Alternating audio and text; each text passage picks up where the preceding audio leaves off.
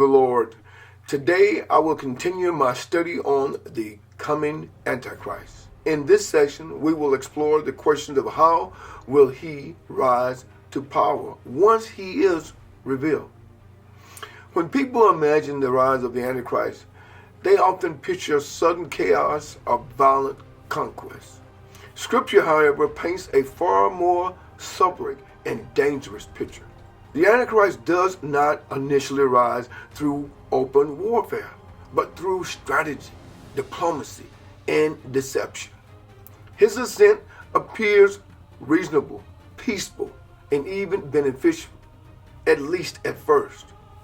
Daniel gives us a key insight when he writes, "And through his policy also he shall cause craft to prosper in his hands, and he shall magnify himself in his heart, and by peace shall destroy many." This verse reveals that the Antichrist uses peace as a weapon.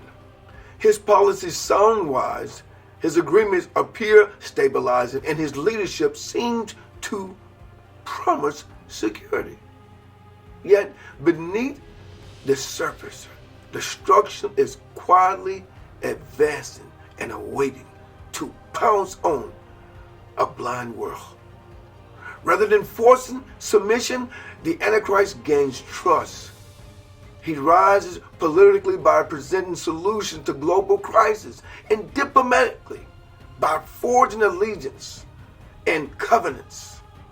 He works as a master and will mesmerize the entire world.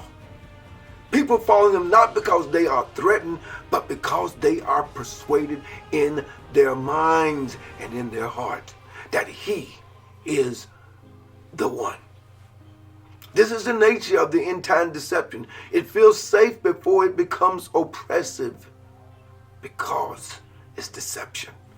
Scripture also shows that pride fuels his rise. Daniel says he will magnify himself in his heart, meaning his authority grows alongside his selfish exaltation. What begins as leadership slowly transforms into domination, control, and manipulation. By the time his true intentions are revealed, the world has already placed power in his hand. This progression raises an important and often debated question.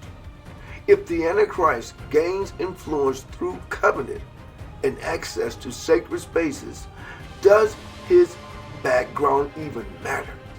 In the next episode, we will examine scripture to ask a challenging question many have wondered about. Will the Antichrist be Jewish? Stay anchored in the word and stay with me as we continue our study on the coming Antichrist. That is all.